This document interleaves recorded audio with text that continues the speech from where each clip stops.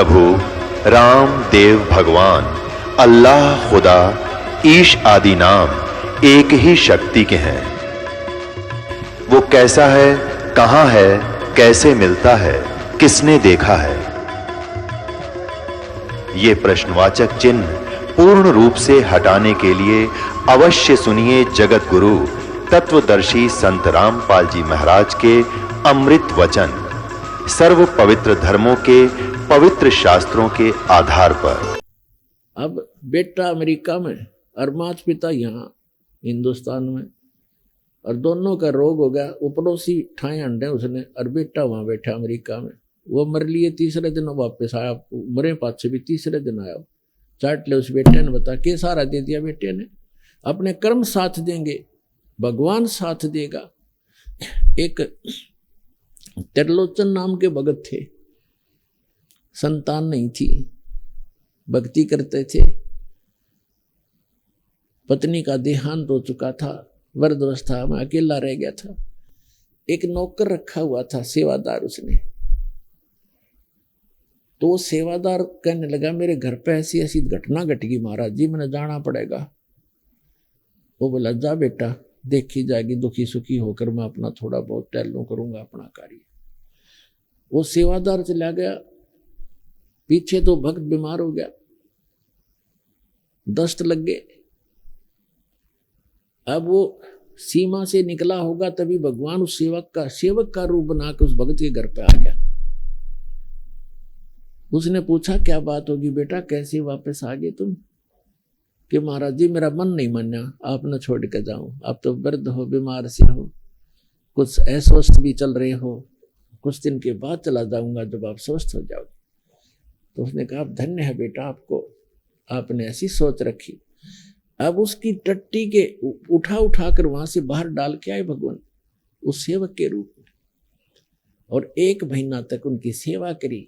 स्वस्थ रहोगे और खूब नहावें धोहावें, अच्छा बैठावें, और परमात्मा की कथा सुने और सुनावें। अब फिर क्या हुआ, 1 महीने के बाद वो सेवक वापस आया, और आके उसने पोटली रखी, जो भी लाया था रास्ते में, वहां से आया था। उसी से में भगवान वहां से निकल गए।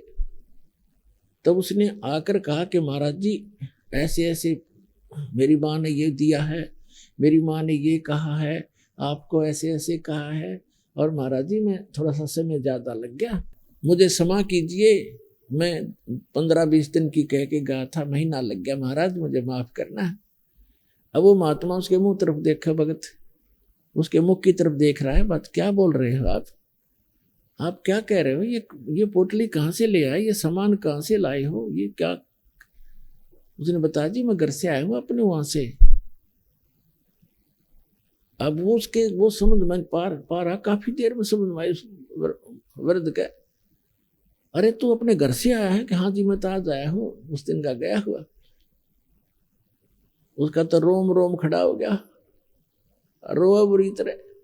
ये भगवान इस पापी ने आपसे मैं टट्टी तक उठवाई, उस नीच का कहाँ उद्धार होगा? तो पुण्यात्माओं परमात्मा कहते हैं, तुम अब जो तुम्हारा सच्चा साथी है, तुमेव माता च पिता, तुमेव बंधु च सखा, तुमेव विद्या च द्रविण, तुमेव सर्व मम देव देव, उसको भूल के हम इन अन्य पर आश्रय रख लेते हैं, इसलिए हम भगवान से दूर होते चले जाते हैं। तो यहाँ गरीबदास साहिब जी ने कहा है कि त्रिलोचन के भय भरतिया माने नौकरे, ऐसी भक्ति कमावे, ऐसी भक्ति करे, भगवान साथ रहेगा आपके। तो इस प्रकार अब जैसे जिन बहन भाइयों के, विशेषकर इंसान तो थोड़ा बहुत सोच समझ भी लेता है, लेकिन बहनों का दिल नहीं डटता जिनका संतान नहीं होती, क्योंकि उसको समाज नहीं जीने देता। घर जाते हैं, घर वाले कुछ दिन चुप रहते हैं, तो कोई पड़ोसी आ जाएगा, आओगा कोई काम और पूछेगा, नो बहू का कि मैं होया नहीं बालक बोलक। अब वह के कहेगी सासू, अक ना कुछ ना होया, कई साल हो गए ब्याह ने, एक जातक तो चाहिए था, बता और देख लो कोई दूसरा ब्याह करवा लो। अब उस बेटी के और समस्या पैदा कर दी कि एक और ये भी ब्याह करवाएंगे, यानी उसको भूल पड़े तो कोई और आकर के रिश्तेदार आकर कहेगा। कहने का भाव ये है कि जब तक ज्ञान नहीं प्राणी को तो जीना हराम कर देते हैं।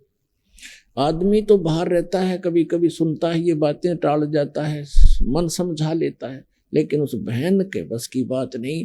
अंत में वह इतनी दुखी हो जाती है। और यदि संतान तो भगवान ने देनी है, रो ले चाहे पीट ले, और नहीं भाग में है तो कति नहीं मिला, चाहे 6 ब्याह करवा ले। एक संतान की भी देखे हमारे, हम लड़के को मैं तो ज्यादा देते हैं। दास जूनियर इंजीनियर था, सेवा करता था जब नौकरी इसमें हरियाणा गवर्नमेंट की जूनियर इंजीनियर की। तो उस समय एक कॉन्ट्रैक्टर था ठेकेदार, वो उस समय लगभग 55 वर्ष की आयु थी उस आदमी की, 55 से भी ऊपर होगा। और उसके 4 लड़कियां थी, लड़का कोई नहीं था। और चारों लड़कियों का विवाह कर रखा, पोते पोतियां लाओ, दोते दोतियां लाओ, हो रहा पुत्र नहीं। तो उसकी पत्नी को किसी ने कह दिया कि तू अपनी बहन का विवाह करवा दे, इसका पुत्र हो जाएगा। उसने अपनी छोटी बहन से उसका विवाह करवा दिया। उसके कट्ठिए 2 छोरी हुई, 2 लड़की हुई कट्ठिए जुड़वा। वो खुद बताओ था, ने बोला जी भाग बिना ना मिला कदी। मैंने तो उसका जब ऑपरेशन करवा दिया, फैमिली प्लानिंग का पीछा छुटवा हो जाए ब्याह हो, तो भाग में है नहीं तो क्यों पंगे में पान दे भाई, ये मतलब दुखी करो। ओ यहाँ पर जो काम करने का उसको भूल गए। और यदि वो बहन जिसके संतान नहीं हो रही है तो वो अनंत समय में इसी तमन्ना में मर जाती है तरफ के अंदर। और इस काल का इतना गंदा विधान है, अगले जन्म में उसको कुतिया बनाता है। अगले तो संतान ना हुई इसलिए तड़पती हुई मरी है, अब इकट्ठिए 8 पैदा कर ले और पेटा भर ले अपना माँ बनकर। अगले जन्म में सूरी बना देगा, अगले 12 इकट्ठे पैदा कर ले टिंडे। तो पुण्यात्माओं, इस ज्ञान को आधार बना कर जीवो, तब जिया जाएगा इस गंदे लोक में। तो परमात्मा का कहने का भाव ये है कि परमात्मा ने उस विद्याधर और दीपिका को संतान नहीं दी, स्वयं आगे। वो हमें लादना नहीं चाहते, हमारा वजन कम करना चाहते, और हम आदत बन गई है और हम लद कर ही ठीक चलते हैं। जैसे गधा खाली छोड़ दे कूदता चलेगा, और उस पर डायमंड का बोरा धर दे कति सेट होकर चलेगा सीधा। तो हमारी आदत बन गई, हमारे ऊपर ना इतने चारों तरफ से वजन हो ले, हम सेट नहीं हो सकते। लेकिन जब ज्ञान हमें हो जाएगा, फिर हमको लाद दो चाहे मत ला दो, हम सीधा चलेंगे, हम हंस हो जाएंगे। तो इस प्रकार जो परमात्मा हमें बताना चाहते हैं, और यदि आपको संतान है, आपका संस्कार है, आपका कोई कर्जा है लेना देना, जैसे एक समय ये सुखदेव ऋषि थे। अब परमात्मा अपने सूक्ष्म वेद में हमें ज्ञान देते हैं। सुखदेव ने 84 भुगती बना पजावे खरवो, तेरी क्या बुनियाद प्राणी तू पेंडा पंथ पकड़वो। सुखदेव ने 84 भुगती बना पजावे खरवो। सुखदेव ऋषि हुए हैं और वो गधे की योनि यानी 84 लाख योनियों में कष्ट उठाता हुआ गधे की योनि भी उसने भोगा। और गधा जो है, कुम्हार विशेषकर प्रयोग करते हैं गधों को, और पहले पुजावा लगाया करते, जिसको किलन बोलते थे। पुजावे में ईंटें पकाया करते थे। तो गधा वहां ईंटों को नीचे से कच्ची ईंटें ले जाता और पुजावे के ऊपर 30-30, 20-20 फुट ऊंचा हो जाता था। राख वहीं रख देते थे उपलों की, उसके ऊपर ही लगा लेते थे कुम्हार, उस राख को इधर उधर नहीं ले जाते थे। तो 30-40 फुट ऊपर ले जाता, वहां से पक्की तुरंत लाद देते, उसके बोरे पर नीचे छोड़ कर जाता, कमर टूट जाती, और फिर आहार करने के लिए जंगल में जाता है वो गधा। तो परमात्मा कहते हैं सुखदेव ने 84 भुगती बना पजावे खर माने गधा, बना पजावे खरवो, और तेरी क्या बुनियाद प्राणी तू पेंडा पंथ पकड़े वो। तेरी क्या औकात है भले आदमी, तू वो साधना पकड़, वो पेंडा माने मार्ग, वो साधना कर जिससे तेरा यु जन्म और मरण 84 लाख योनियों का झंझट छूट जाए। तो जब सुखदेव ऋषि का जन्म हुआ, ये 12 वर्ष माँ के गर्भ में रहे, और माँ के गर्भ में 3 महीने के बाद बच्चे को, वैसे तो 2 महीने के बाद बच्चा गर्भ में बॉडी में प्रवेश होता है, उस 3 महीना का होने के बाद उसको अपनी सारी जानकारी चेतना होती है। मैं कौन था, कहाँ था, क्या क्या दुख मैंने भोगे, अब मेरा उद्देश्य क्या है, कितने अच्छे संस्कारों से मुझे मनुष्य जीवन मिला है। तो उस समय वो यही सोचता है किसी प्रकार एक बार मैं इस गर्भ से बाहर जाऊं, और जो ही समझने योग्य होऊंगा भगवान की भक्ति करूंगा, परम संत की खोज करूंगा और सत भक्ति किया करूंगा। यहाँ का कोई संसार का सुख में संग्रह नहीं करूंगा, सुख संपत्ति। लेकिन बाहर आते ही ये तीनों गुण, रजगुण ब्रह्मा, सतगुण विष्णु, तमगुण शिव जी का जो प्रभाव है, ये इसको अचेत कर देता है। कोई चेतना पूर्व जन्म की नहीं रहती, एकाध को रह जाती है, वो थोड़ी बहुत अधूरी सधूरी सी होती है। तो क्या हुआ, सुखदेव ऋषि जब माँ की गर्भ से बाहर आए, 12 वर्ष की आयु, 12 वर्ष की अंदर ही हो गए थे, लेकिन माँ के गर्भ से बाहर निकलते ही वो 12 वर्ष की आयु एकदम ग्रहण कर गए। इतना शरीर बॉडी बन गया, उसको अंदर इतना नहीं था, बाहर आते ही एकदम उस सथर का हो गया। तो व्यास जी उसके पिता थे। व्यास जी ने इंतजार किया था कि पुत्र होगा, क्योंकि वो ऋषि थे, उनको मालूम था कि गर्भ में पुत्र है। आशा लगा रखी थी, तो उठकर चल पड़ा। सुखदेव ऋषि अपने माता पिता की ओर देखा भी नहीं। तो व्यास जी ने, वेद व्यास जी ने कहा कि बेटा सुखदेव, मुझे तेरे दर्शन तक कर लो, तेरी शकल तक देख लो, मैंने 12 वर्ष इंतजार किया तेरा। तो वो पीछे नहीं मुड़कर देखता है और चलते चलते कहता है कि ऋषि जी, ना जाने कितनी बार आप मेरे पिता बने हो और ना जाने कितनी बार मैं तेरा पिता बना हूं। ये तो बुरा झंझट है, अब के मैं अपना पीछा छुटवाऊंगा, मुश्किल से मानव शरीर प्राप्त हुआ है। तो वहां सुखदेव ऋषि ने कहा है, एक लेवा एक देवा दूतम, और कोई किसी का पिता नहीं पूतम। ये तो ऋण संबंध जुड़ा एक ठाठा, अंश में सब 12 बाटा। एक लेवा एक देवा दूतम, आपका कोई लेन देन उलझा हुआ एक दूसरे के साथ। तो एक लेने वाला है, एक देने वाला है। जैसे आप देखते हो, पिता सारी उम्र कमाता है, खूब मेहनत करता है, पैसे इकट्ठे करता है, पुत्र ऐसा निकम्मा पैदा हो जाता है, वो उस पैसे को खर्च करता है, शराब पीता है, काम का हाथ नहीं लगाता। पिताजी काम की कार्य के लिए कहता है तो नाराज हो जाता है, लड़ने को दौड़ता है। तो वो क्या है कि उस पिता ने कभी उस पुत्र का कोई कर्ज लेकर दिया नहीं, उसका कोई पैसा मार रखा उसने, वो लेगा, अपना पूरा करेगा। और कई ऐसे देखे हैं, जैसे लड़की का विवाह कर दिया, खूब शान शौकत में पैसे खूब दान कर दिए, करते ही हैं जैसे करते रहे हैं, और फिर 6 महीने के बाद पुत्री की मृत्यु होगी। तो वो दामाद बनकर आया था, वो पिछले जन्म का मांगा था, उसका उधार थी, वो देना पड़ा उसने। तो पुण्यात्माओं, यहाँ इस बात को आप पक्की समझ लेना, ये कोई डूम बाट के गीत नहीं है और कोई स्वार्थवश कोई कथा सुनाई नहीं जा रही है। ये परमार्थ है और यथार्थ ज्ञान है, ये गॉड गिवन स्पिरिचुअल नॉलेज है। इस पर 100% विश्वास करना। और जो भी आपका लेन देन है, कर्ज है, अब जैसे हम अपने तरफ से किसी का कर्ज उतारने की चेष्टा करते हैं तो वो अपने हिसाब से उतरे तो उतरे, ना भी उतरे। और जब हम समर्थ की शरण, कोई सेठ की शरण ले लें और उसको हम अपना दुखड़ा रोते हैं, तो वो उसको कहता भी ठीक है, या मजदूरी कर मेरा, और जिसका कर्जा तू दे दे, ले पैसे दे। जहाँ 20 का कर्जा था, उसे एक ने तार दिया और उसे एक का रह गया, और वहाँ तनख्वाह भी अधिक दे रहा है, तो जल्दी मेरे से भी क्लियर हो जाएगा।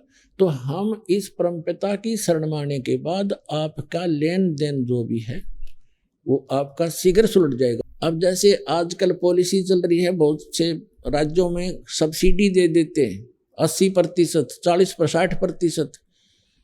जैसे लोन आपका कर्जा है 1 लाख रुपया, 60,000 माफ कर दिए, 40 रह गया। और कुछ ऐसे भी अच्छे राजा होते हैं जो अपनी प्रजा का कर्जा ही माफ कर देते हैं कि आगे तुम ठीक चलियो और पिछला कर्जा माफ, तो हो गया ऋण मुक्त।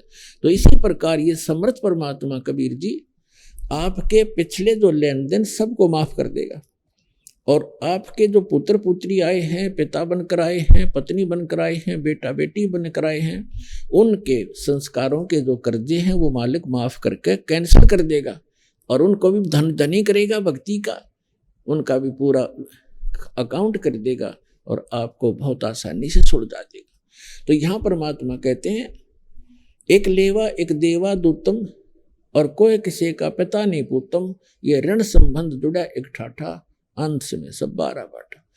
तो कहने का भाव ये है कि जो प्रसंग चल रहा था उसको क्लियर करने के लिए आगे तभी हम चल सकेंगे, और आपको इस मार्ग पर तभी रोक सकेंगे जब आपके सारे संशय दूर होंगे। तो इससे लगभग आपका सारा कंसेप्ट क्लियर हो गया होगा कि संतान है कोई बुरा नहीं, वो तो आपका संस्कार उलझा हुआ है, आप ना चाहोगे तो भी होगी होता है, और जिनका संस्कार नहीं है वो चाहेंगे तो भी नहीं होगी। तो हमारा चाहा ना तो होता है और ना ही हमारा किया होता है। यह भी भूल हमारे अभी तक लगी हुई थी कि मैंने मेहनत की तो कोठी बना दी। मेहनत तो मजदूर आपसे घनी करता है। जो एक सेठ है वो तो सारा दिन एक बैठा रहे दुकान पर, मजदूर सारा दिन मेहनत करता है और उसको चौनी भी ना 100 रुपये मुश्किल से मिलते हैं, 200 रुपये, और वो मनमाना 5,000 का 10,000 का रोजाना अकाउंट करता है। तो मेहनत भी चाहिए, लेकिन केवल मेहनत से बात नहीं बनेगी। परमात्मा साथ होगा तो मेहनत सफल होगी, थोड़े में घना लाभ होगा। जैसे आपको बताया है कि जैसे एक तो हाथ से आटा पीसते हैं चक्की से, और फिर पावर का कनेक्शन हो जा, वह चक्की लगा ली पावर वाली, ना तो हाथ लाना, एक बटन दबाना, कट्टा कट मिनटा पीस करे। तो वो पावर से जो काम होगा वो हाथ से मैनुअली थोड़ा होगा। इसलिए जब परमात्मा की पावर का कनेक्शन आपको मिल जाएगा तो आपके जो आम संस्कार हैं वो भी बहुत अच्छी तरह परमात्मा हल्के करके उनको आप ही वहन करेगा। परमात्मा की पावर से सब ठीक हो जाएंगे। तो इसलिए हमने वो पावर मिली नहीं थी। हम इन नकली जितने भी डुप्लीकेट पावर हाउस थे वो ऊपर से तक खूबसूरत ऐसा ही पूरा सारा कुछ सिस्टम दिखा था, लेकिन पीछे उनका कनेक्शन था नहीं। इसलिए जो उनसे पावर, उन नकली डुप्लीकेट पावर हाउसों से जिन्होंने लाइट ले रखी थी, कनेक्शन ले रखे थे, उनके घर पर पावर काम करे नहीं थी।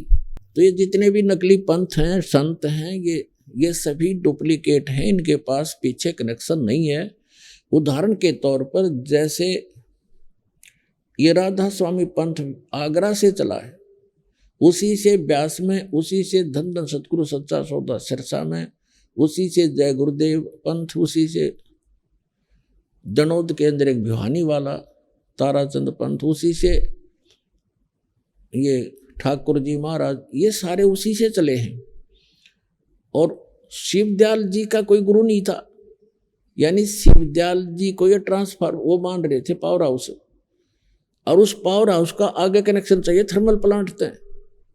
तो थर्मल प्लांट से कनेक्शन नहीं है तो पावर हाउस में कितनी सजावट से बना रखे और कितने बढ़िया इंस्ट्रूमेंट रखे हो, वो यूजलेस है। तो उसका थर्मल प्लांट से कनेक्शन नहीं था, यानी आगे उसका कोई गुरु नहीं था, जिस कारण से जितने भी वो अनुयायी हैं उस राधा स्वामी पंथ, धन धन सदगुरु पंथ, सच्चा सौदा सिरसा और जगमाल वाली, और जहाँ पर भी छोटे मोटे इनके बहुत सी ब्रांचें बनी हुई हैं, उन सभी को समझ लेना चाहिए कि जब पीछे से पावर हाउस का ही कनेक्शन नहीं है थर्मल प्लांट से, तो आगे लाइट आ नहीं सकती। सपना भी मत लेना। और परमात्मा स्वयं आए कबीर साहब, ये स्वयं थर्मल प्लांट होते हुए भी पावर हाउस का रोल किया, और एक गुरु परंपरा बना के उन्होंने आगे चले, ताकि आने वाले समय में ये काल के दूत ये भ्रमित ना कर दें कि कबीर साहब ने कौन सा गुरु बनाया था, क्योंकि कबीर साहब को हम भगवान नहीं मान पाए थे।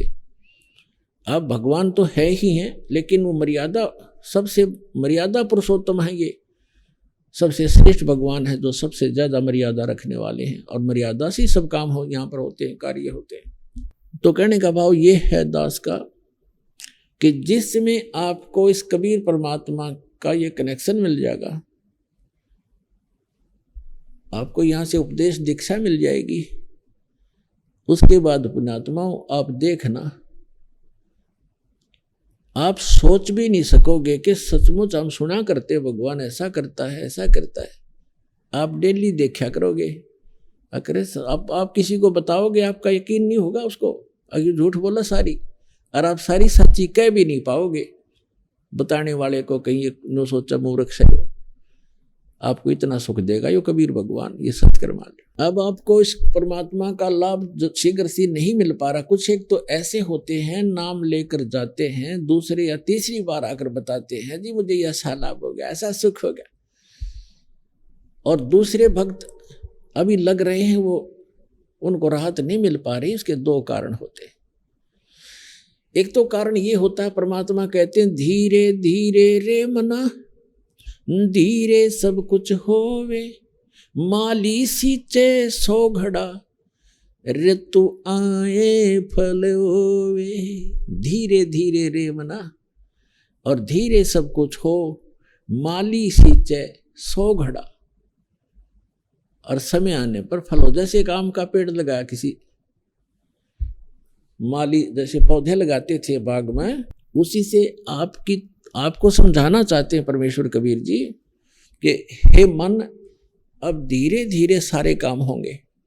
जैसे एक माली पौधा लगाता है, छोटा सा पौधा होता आम का, उसमें सैकड़ों घड़े पानी के डालता है, यानी 10 वर्ष 5 वर्ष, आजकल थोड़े जल्दी हो जाते हैं, 4-5 वर्ष लगा लो, तो पहले 10 वर्ष, लगभग 10-12 वर्ष के बाद आम का फल, पेड़ बड़ा होता था और फिर फल से लदपद हो जाता था, इतना फल लगता था, आप भी खा लेते थे, अचार भी डाल लेते थे, पड़ोसी भी, साथ वाले भी, मोहल्ले वाले भी तोड़ ले जाते थे, रिश्तेदारों को भी रखा करते गठड़ी बांध के, तो भी समाप्त नहीं होते। तो परमात्मा कहते हैं इस भक्ति रूपी आम के पौधे को अब बोया है आपने, बीज बोया है, नाम लिया, इसको समय दो थोड़ा सा, इसको होने दे प्रफुल्लित, बड़ा होने दो, और फिर देखना इतना सुख दे देगा ये मन, ये भगवान का आपका मार्ग, कि आपको कहीं बिना मांगे देगा, आप सोच भी नहीं सकोगे, इतना सुख दे देगा। अब दूसरा कारण बताते हैं। दूसरा कारण ये बताते हैं कि जैसे एक तो तुरंत आराम हो गया, और एक को महीना, 2 महीने, 6 महीने, वर्ष भी लग जाता है, लेकिन होगा गारंटीड, ये सत्कर्म मान लेना। अब क्या बताते हैं, जैसे एक रोगी है, अब दोनों ही एक रोग से ग्रस्त हैं, दोनों के एक जैसी बीमारी है। अब डॉक्टर एक को कहता भी तेरी तो स्टार्ट है अभी, और वो मनमाने 2 खुराकों से आराम हो जाता है, और दूसरे कहता भी लेट बहुत हो गया, तेरी बीमारी पुरानी हो गई है, समय लगेगा, तो उसको महीने में, 2 महीने में ठीक हो जाएगा। जब कारगर दवाई मिल गई है तो वो महीने 2 महीने में ठीक हो जाएंगे। तो दूसरा आपको उदाहरण दें कि जैसे एक तो कपड़ा थोड़ा मैला हो, कुर्ता पजामा, तो वो एक ही बार के साबुन लगाने से स्वच्छ हो जाता है। एक ज़्यादा मैला हो गया हो तो उसको 2 बार भी 3 बार भी लाना पड़ जा, और जब जाकर ड्राई क्लीन भी करनी पड़ जाती है, तब जाकर स्वच्छ होगा।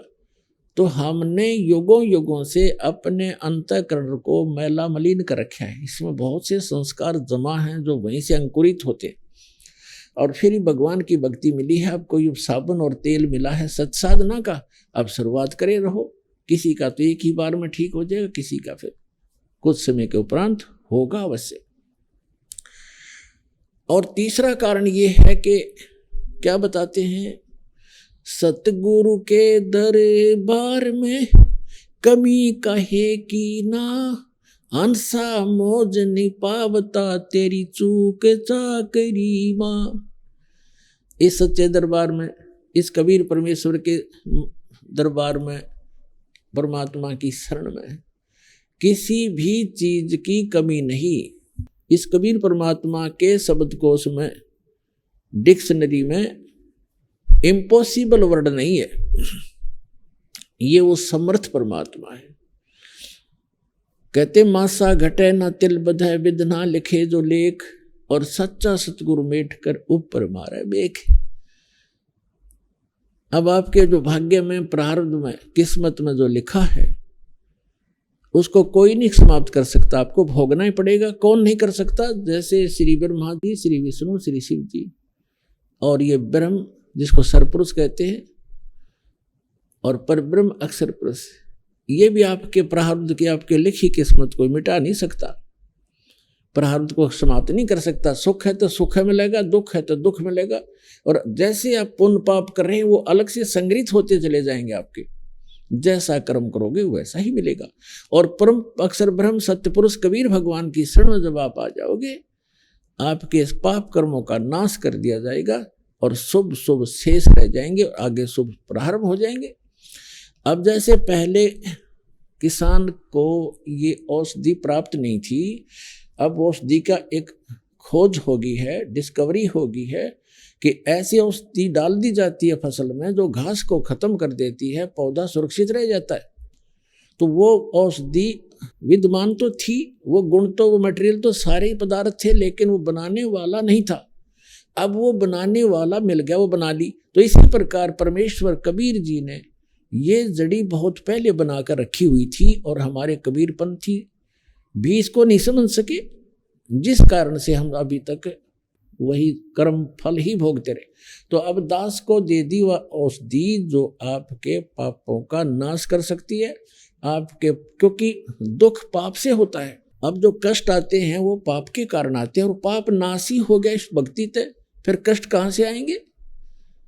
जब कांटे से दुख होता है, फसल में कांटेदार झाड़ियां उग जाती थी और वो दवाई ने वो पहले ही खत्म कर दी, बस स्टार्ट से ही बड़ी थी, वो भी जला दी तो कांटे नहीं रहे, तो नुकसान हानि कहाँ से होगी? दर्द नहीं होगा।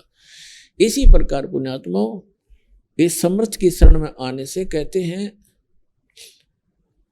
कि सतगुरु के दरबार में कमी काहे की ना, और हंसा मौज नहीं पावता तेरी चूक चाकरी में।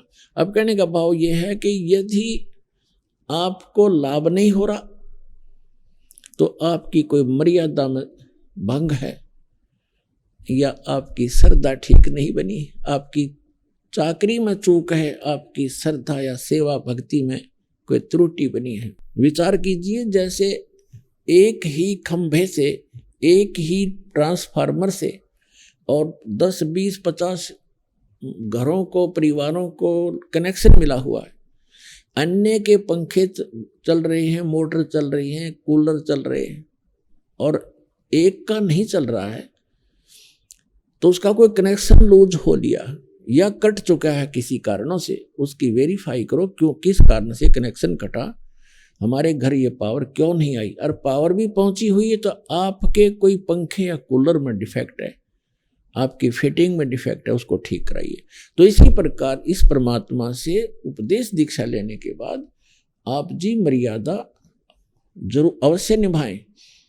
कबीर साहब कहते हैं, जब तक हंसा हमरी आना, काल लगे ना तेरा बाणा, पग पग पर यो तक तक मारे, काल अचानक बाना। अब क्या बताते हैं कि यू काल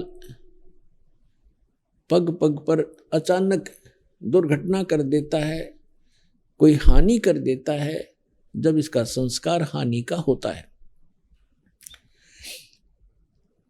और जब हम परमात्मा की शरण में आ जाएंगे और मर्यादा में रहेंगे तो परमात्मा कहते हैं, जब लग हंस हमारी आना, ये पुण्यात्मा, ये हंस हमारा भक्त जब तक हमारी आन माने मर्यादा में, आन कान में, हमारी मर्यादा में रहेगा, और तब लगे न तेरा बाना। काल को कहते हैं कि हे काल, जब तक मेरा हंस मेरी मर्यादा में है तू अटैक नहीं कर पाएगा।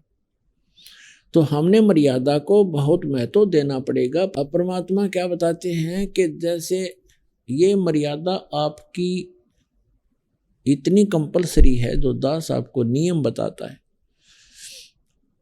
जैसे सीता जी के बारे में श्री रामायण के अंदर आपने बहुत बार सुना है कि रावण का मामा मारीची एक स्वर्ण मृग बनकर, सोने का हिरण बनकर, और जहाँ सीता ने कुछ बगीची लगा रखी थी वो फूल फालों को तोड़ने लग गया, खराब करने लगा। और जो ही सीता की दृष्टि पड़ी वो सोने का मृग बहुत सुंदर लगा। उसने अपने पति से कहा कि इस मृग को मेरे लिए लाओ पकड़ के, जिंदा या मुर्दा, नहीं तो मैं अनशन कर दूंगी। अब राम विवश हुए और लक्ष्मण को कहकर चल पड़े कि ये मैं लाता हूँ, इसको जहाँ तक मैं प्राप्त होगा तो मत आना, और यहाँ सीता की सुरक्षा रखना, जंगल का काम। श्री राम वाण लेकर चल पड़ा। मृग आगे चल के बहुत दूर ओझल हो गया, काफी दूर निकल कर वहां से आकाशवाणी कर दी, हाय भाई मर गया, हाय भाई मर गया। लक्ष्मण और सीता ने दोनों ने सुनी आवाज, तो सीता ने कहा कि तेरे भाई आपत्ति में है, आप जाइए और उसको बचाइए। लक्ष्मण ने कहा कि ये कोई जाल है, मेरे भाई पर कोई आपत्ति नहीं हो सकती, आपको पता नहीं है उनके सामर्थ्य का। लेकिन वो नहीं मानी और उल्टी सुल्टी कुछ उठपटांग बातें कह दी कि तेरे मन में दोष है, तू चाहता वो मर जाए और मुझे पत्नी बनाना चाहता है, तो इसलिए नहीं जाना चाहता।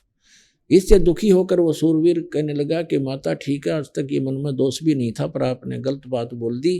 पर एक काम करना, हम ये एक मंत्र बोलकर रेखा खींच कर जाता हूं, इससे बाहर मत जाना, तुझे बाहर जाएगी तो हानि हो जाएगी। वो चला गया, पीछे से रावण आ गया। वो तो इंतजार थी कि ऐसे ऐसे बनेगी, उठा के लानी थी उसको, तो उसको पता नहीं था कि रेखा ऐसी खींच रखी है। तो रावण आया साथ दो रूप बनाकर भिक्षा लेने के लिए। पहले उसने आवाज लगाई कि माई भिक्षा दो। सीता ने कहा जी यहाँ आकर ले जाओ, झोंपड़ी के पास, कुटिया के पास। रावण आने लगा तो उसमें से एकदम ऐसी लपट निकली, कोई 10 कदम पीछे गया और फिर कहा कि आप यहाँ बाहर आकर के भिक्षा दो, नहीं तो आपने तो मुझे मरवा दिया था। ये पता नहीं कितनी भयंकर रेखा है, कैसी है। तो सीता जी ने सोचा क्या फर्क पड़ा है, अभी आटा देकर वापस आ जाऊंगे, अभी भिक्षा डालकर अभी आ जाते हैं। अब वो जरा सी उससे बाहर निकली रेखा से और उसने पकड़ दी बाजू, यहां से घेर ली कमर पे, लंका में पटकी जाके। अब वो मूर्ख थे जो यूं कह गए थे इससे बाहर मत निकलना, ना तो हानि हो जाएगी। वो पागल थे। आप बिरान मट्टी करवाई, 12 वर्ष तक वहां पड़ी रही उसके अंदर, उस 9 लखे बाग में कैद बन के, और करोड़ों आदमी मरवा दिए जब जाकर पीछा छूटा। तो पुण्यात्माओं, ये मर्यादा जो परमात्मा की दो दास बताता है, इसको लक्ष्मण रेखा समझ लेना। इस लक्ष्मण रेखा के अंदर ये नहीं आ सकेगा, इससे बाहर जाओगे तो मार तुम आप खाओगे। तो परमात्मा कहते हैं जब लग हंसा हमरी आना, और काल लगे नी तेरा बाणा। मर्यादा भंग होकर के भी आप अपने हानि उठा सकते हो और आपको लाभ भी बंद हो जाएगा। उसके लिए तरीका है कि वापस आइए और अपना नाम खंडित है उसको कनेक्शन को दोबारा सुचारू करवाइए।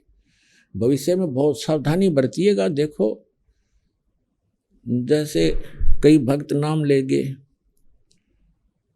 और नाम खंड हो गया, ठीक है, कोई बुरा संस्कार अभी था नहीं आपका तो हानि नहीं हुई, पता लग गया दोबारा जुड़वा लीजिए, आगे सावधान रहिए।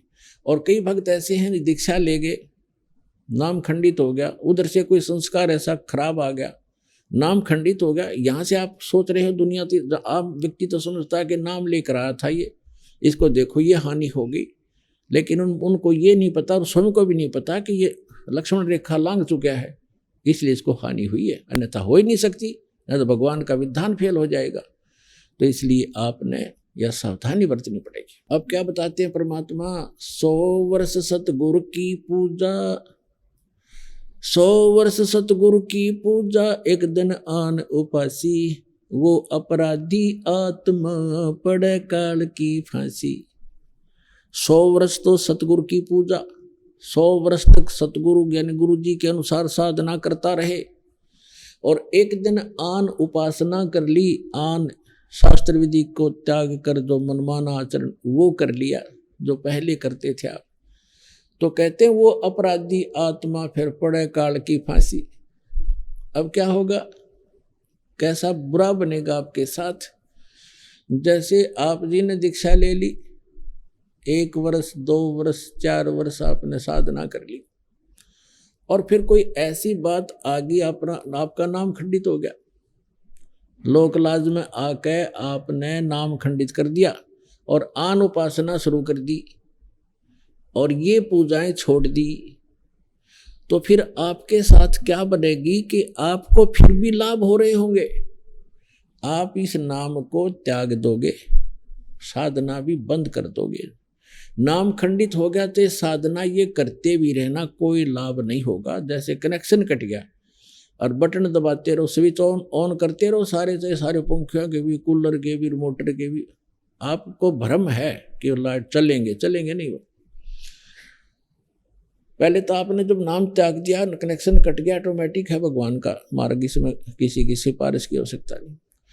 तो आप ये सोच रहे हो कि मैं भक्ति भी कर रहा हूँ और दूसरी भी सब शुरू कर दी और गुटी शूटी भी लानी शुरू कर दी और सब मर्यादाएं लांग दी, तो और फिर भी हानि नहीं हो रही आपको, आपका और हौसला बुलंद होता चला जाएगा, दुर्भाग्य होगा आपका। वो कारण क्या होगा कि 2 वर्ष 4 वर्ष जो आपने विधिवत साधना करके जो पुण्य इकट्ठे कर लिए वो आपके संग्रहित होंगे, आपकी बैटरी चार्ज होगी इन्वर्टर की, और आगे चार्जर खत्म हो गया, कनेक्शन रहा नहीं, लाइट आपके पास है नहीं, चार्जर काम कर नहीं रहा, तो उस समय भी आप अपने पंखे चल रहे हैं, ट्यूब जग रही है, कूलर भी चल रहा है और आपको नो प्रॉब्लम। और जिस समय वो पिछला संग्रह किए हुए पुण्य आपके समाप्त होंगे, जो 4 वर्ष 3 वर्ष 2 वर्ष 5 वर्ष भक्ति सत करी थी इस दास के से उपदेश प्राप्त करके, तो वो आपका संग्रह पुण्य चलते रहेंगे और वो इतने भी चल सकते हैं कि आपको हो सकता है इस जीवन में भी कोई दुख ना हो, लेकिन आपका भविष्य अंधकार में होगा, बहुत भयंकर हानि होगी आपको यार। और फिर जब आपके पुण्य खत्म होंगे, वो बैटरी डिस्चार्ज होगी, डाउन हो जाएगी, उस समय देखना आपके ऊपर पहाड़ टूटेगा दुखों का ज्यों का त्यों, फिर वो कोई भी सब सुविधाएं समाप्त हो जाएंगी क्योंकि आगे चार्जर आपका था नहीं, तो उसका भी फिर विकल्प है, फिर चार्जर लगवाना ही पड़ेगा, तभी वह बैटरी फिर संग्रह होगी, ना तो गया काम तय। ये दास बहुत पहले से कहता रहा है, जैसे क्योंकि पहले तो ज्ञान नहीं था और शुरुआत से सन 1994 से दास दीक्षा देना प्रारंभ कर रखी है गुरुदेव के आदेशानुसार,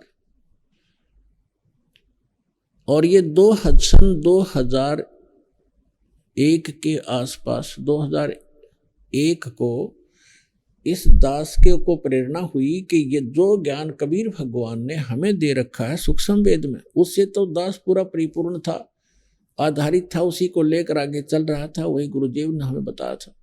तो दास की एक तमन्ना थी, हार्दिक प्रार्थना थी भगवान से कि ये थी आप वाला ज्ञान भगवान अगर हमारे हिंदू धर्म के या सभी धर्मों के सदग्रंथों में भी मिल जावे तो आपके बच्चों तक आपका संदेशा पहुंचाने में दास को सुविधा हो जाएगी, अन्यथा ये मानेंगे नहीं, क्योंकि जब तक इनको सुख हो रहा है, जो अनुयायी बने थे 1994 से लेकर 2001 तक, वो वही बने थे जिनको सुख हो रहे थे, ऐसे ऐसे सुख हो रहे थे सोच भी नहीं सकते थे। और ये जरूरी नहीं होता कि हम जो सोचें भगवान सारी करे, क्योंकि बच्चा तो एक सर्प को भी पकड़ने की चेष्टा करता है, माँ बाप बॉडी गार्ड अंगरक्षक कोई भी गार्डियन है वो थोड़ा पकड़ने देगा, उसको उठा लेगा, उठा कर सुरक्षित ले जाएगा, कहीं ये डस ना ले। तो कुछ ऐसे हमारी डिमांड होती है जो भगवान नहीं देगा करेगा आपको, जो आपको हानि करने वाली होंगी।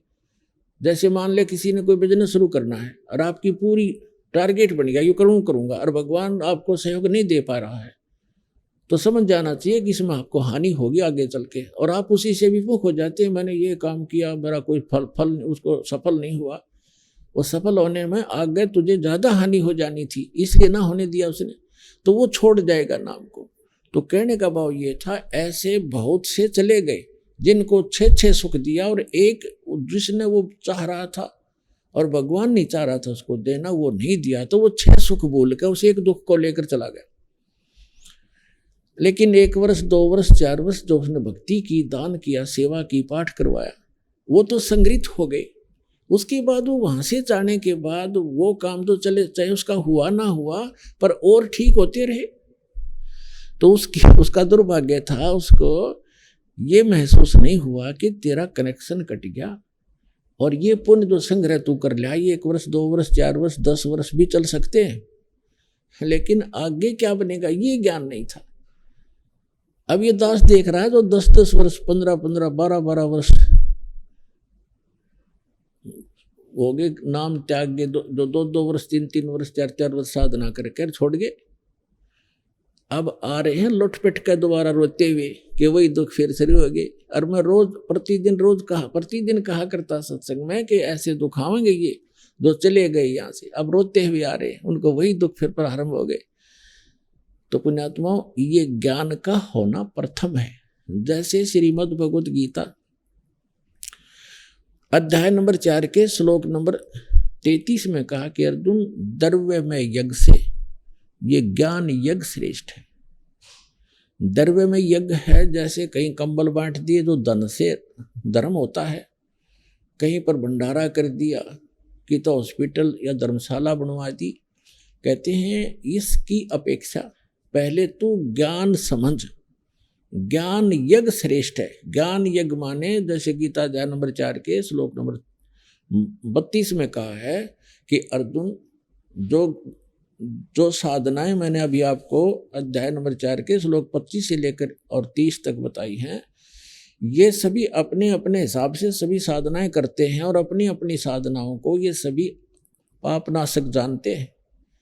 लेकिन सच्चिदानंद घन ब्रह्म ने अपने मुख से बोली वाणी वो तत्व ज्ञान है, उसको सूक्ष्म वेद कहते हैं हम संत भाषा में। वो सूक्ष्म वेद है, वो तत्व ज्ञान है और उसके अंदर विस्तार से सब ज्ञान कहा गया है। विस्तार से धार्मिक अनुष्ठानों यज्ञों की जानकारी उसमें बहुत विस्तार के साथ है। वो सच्चिदानंद घन ब्रह्मणे मुखे, यह अनुवाद गलत कर रखा है गीता अनुवादकों ने, यहाँ लिख दिया वेद की वाणी में। वेद की वाणी तो गीता है ही सारी, वो तो गीता ज्ञानदाता कहता, वो ज्ञान तो इससे अन्य है और वो भगवान बोलता खुद आकर के अपने मुख कमल से कहता, वो है तत्व ज्ञान। तो उसमें क्या कहा है कि सच्चिदानंद घन ब्रह्म की वाणी में, उसके मुख कमल से उतरित वाणी में यानी कबीर वाणी में विस्तार से कहा गया, उसको तो तत्वदर्शी संतों को से समझ, वो तत्व ज्ञान है। तो यहाँ तो चौथे अध्याय के 33वें श्लोक में कहा है कि द्रव्य में यज्ञ से ज्ञान यज्ञ श्रेष्ठ है। पहले तो ज्ञान समझ, फिर दान करना धर्म। वैसे कितना काम का बेमतलब कितना मंदिर का लठगडवा दिया, मंदिर बनवा दिया, पता उसका क्या लाभ है उस मंदिर का। कहीं धर्मशाला बनवा दी, अच्छी बात है, कहीं आपने भंडारे कर दिए, कंबल बांट दिए, मेडिकल बनवा दिए, कोई प्याऊ बनवा दी, अच्छी बात है, लेकिन मोक्ष तो नहीं हुआ आपका। आप पहले नाम लीजिए, दीक्षा लीजिए, तत्व ज्ञान समझिए, फिर दीक्षा लीजिए संत से, फिर जैसे डॉक्टर बतावे वो उपचार चलेगा। डॉक्टर मर्यादा आपको जो परहेज बतावे वो भी आपने करने पड़ेंगे और पथ्य अपथ्य का आपने ध्यान रखना पड़ेगा, तभी आपका उपचार होगा। तो इसी प्रकार आपने सबसे पहले ज्ञान समझना चाहिए और ज्ञान समझ के उसके बाद फिर अपना सत्य भक्ति जैसे गुरु जी बतावें वैसे करने से ही आपको लाभ होगा। तो यहाँ दास का जो उद्देश्य है कि वो अब जो पहले इस ज्ञान को ढंग से समझा नहीं, अब परमात्मा ने दया करी आपके ऊपर, आप तो समझ रहे हो, साथ के साथ सब प्रमाण देख कर आते हो, तो आप डगमग नहीं हो सकते। लेकिन उस समय अभाव हमारे सामने ये था कि दास को इन सदग्रंथों में यह परमात्मा का बताए ज्ञान वाली सच्चाई प्राप्त नहीं थी, ज्ञान नहीं था। 2001 में परमात्मा ने प्रेरणा की इस दास को, कबीर साहब का एक अमर वाणी जो सच्चिदानंद घन ब्रह्म की वाणी वो याद आई कि वेद मेरा भेद है और मैं ना मिलूं वेदन के माही, और जौन वेद से मैं मिलूं ये वेद जानते नहीं। अब यह बात खटकी प्रेरणा दाता की है, करे करावे साइया मन में लहर उठा, दादू सिर दर जीव का वो आप बगल हो जा। एक प्रेरणा हुई क्रोथा आश्रम केंद्रदास पहले घर घर में सत्संग करता था, फिर इतना अधिक हो गया था सत्संग घर घर में नहीं कर पाया था, एक एक दिन 5-5 4-4 जगह पाठ शुरू हो जाते थे। फिर एक सामूहिक भक्तों ने एक आश्रम और अपना खरीद लिया, किसी ने दान में दे दिया, जैसे भी दान से, तो उसमें हम रहने लगे।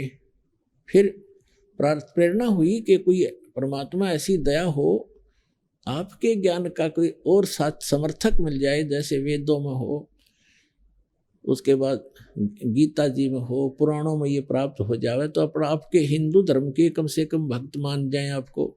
आइए अब हम उन श्रद्धालुओं के अनुभव जानते हैं जो जगत गुरु तत्वदर्शी संत रामपाल जी महाराज जी से दीक्षा प्राप्त कर चुके हैं तथा उनके द्वारा बताए गए भक्ति मार्ग पर चल रहे हैं। नमस्कार सर। सर सर क्या नाम है आपका?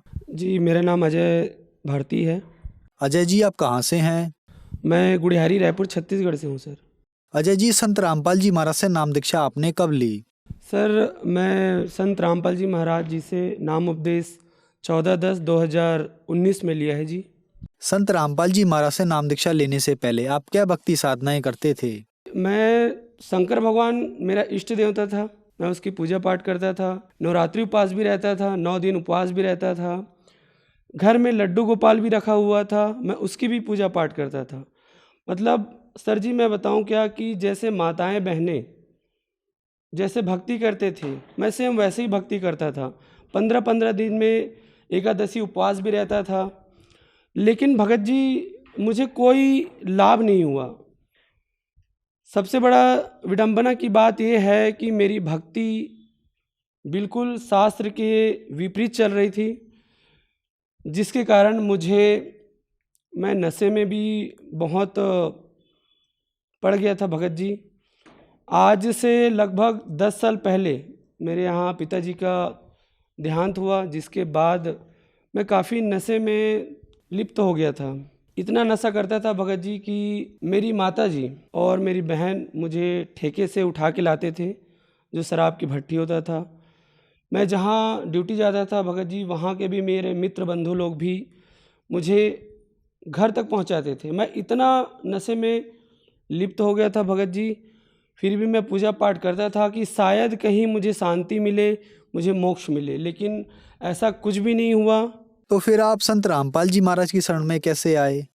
सर हुआ ये कि मेरे छोटे वाली बहन का पति, मेरा दामाद जी, उन्होंने संत रामपाल जी महाराज जी का सत्संग सुन रखा था। उन्होंने मुझे कॉल करके बताया कि मैंने ज्ञान गंगा बुक और जीने की राह, ये दोनों पुस्तक ऑर्डर किया है। तो मेरा घर तो काफ़ी दूर है, इसीलिए भगत जी उन्होंने मेरे घर में वो ऑर्डर पता लिखवा दिया था।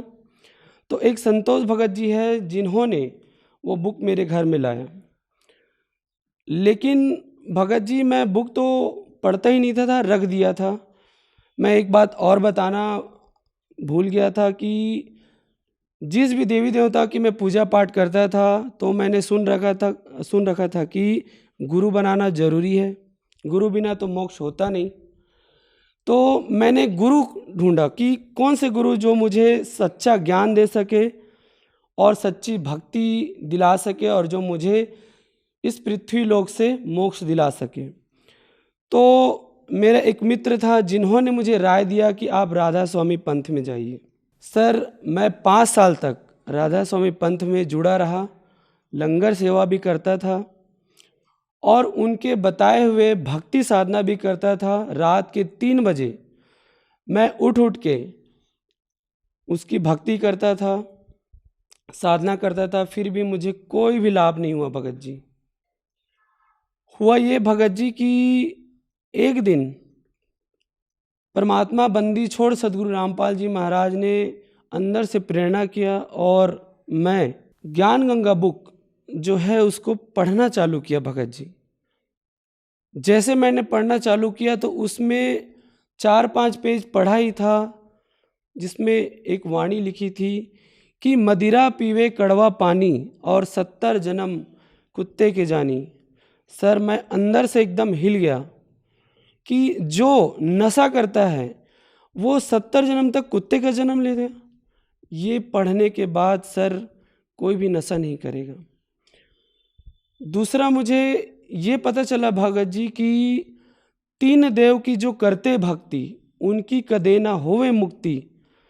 जिस देवी देवताओं की मैं पूजा पाठ करता था, ब्रह्मा विष्णु महेश दुर्गा गणेश, ये तो सब नासवान हैं, इनकी भी जन्म मृत्यु होती है सर, इनके भी आयु सुनिश्चित कर रखी है विधाता ने, और इनकी भी जन्म मृत्यु होती है तो मुझे कैसे मोक्ष दिला पाएंगे।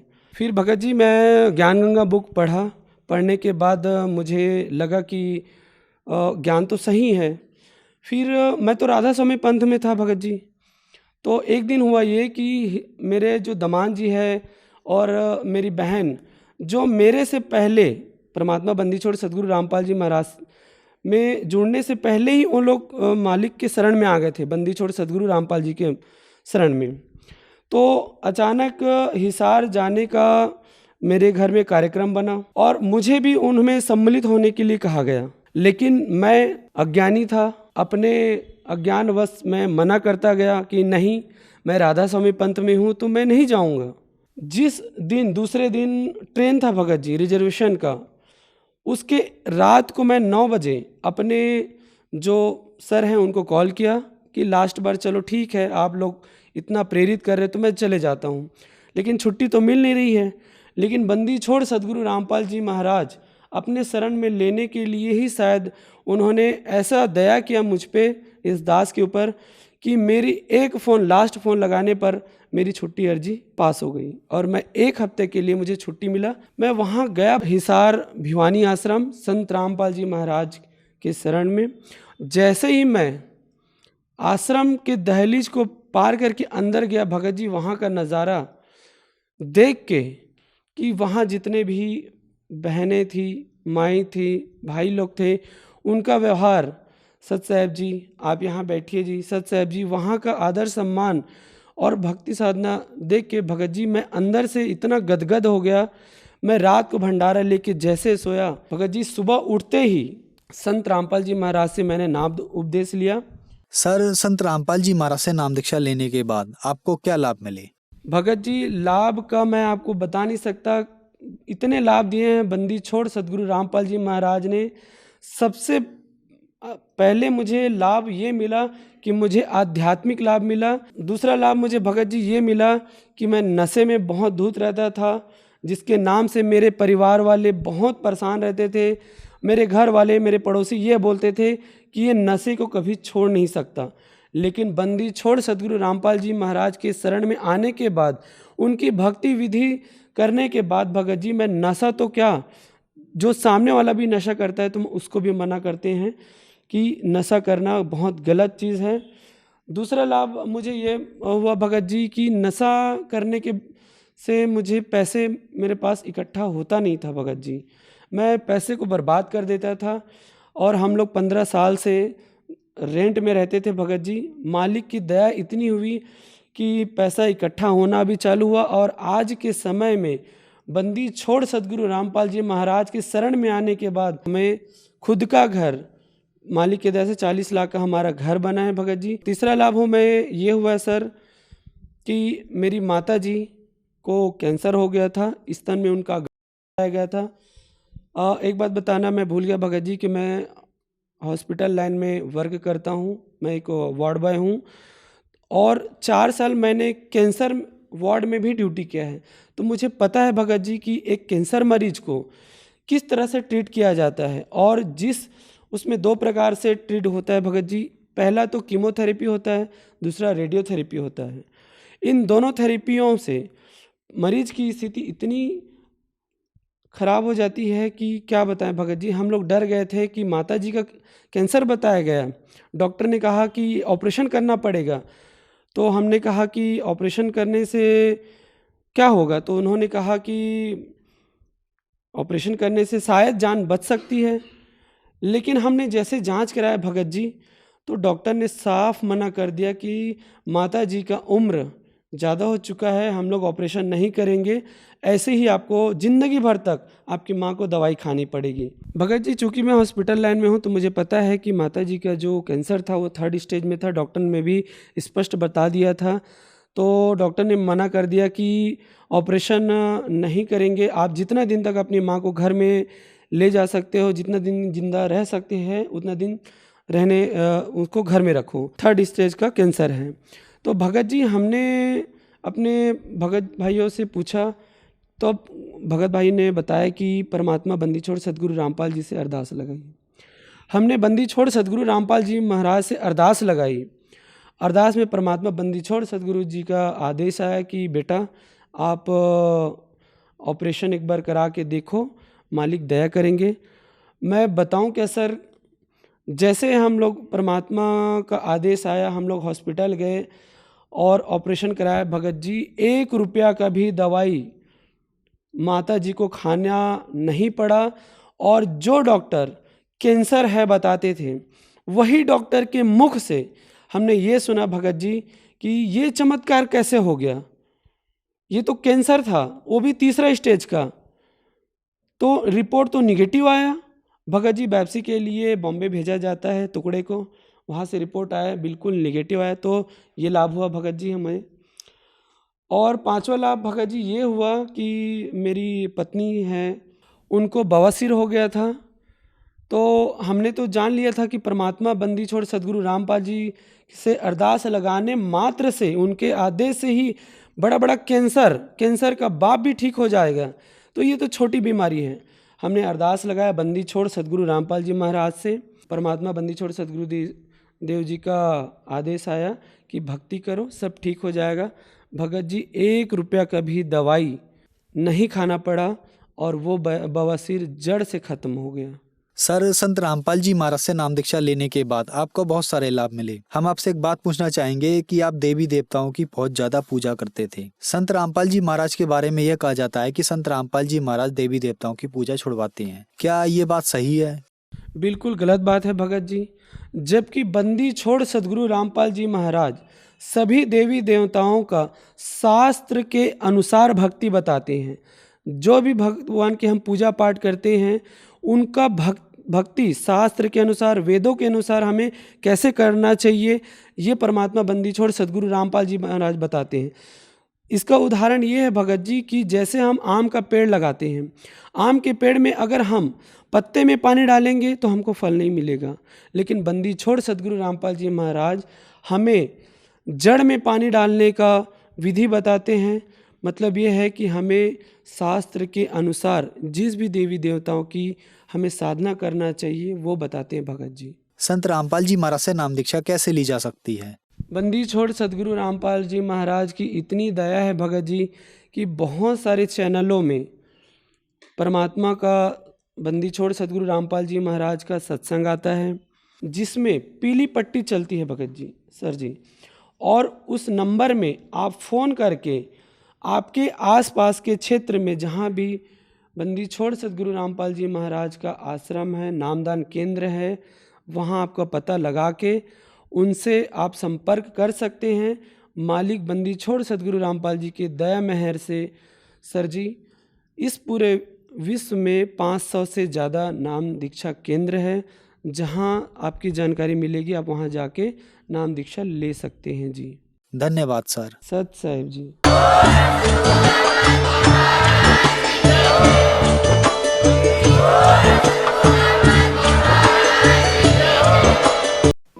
आप सुन रहे थे जगत गुरु तत्वदर्शी संत रामपाल जी महाराज के मंगल प्रवचन। अधिक जानकारी के लिए संपर्क करें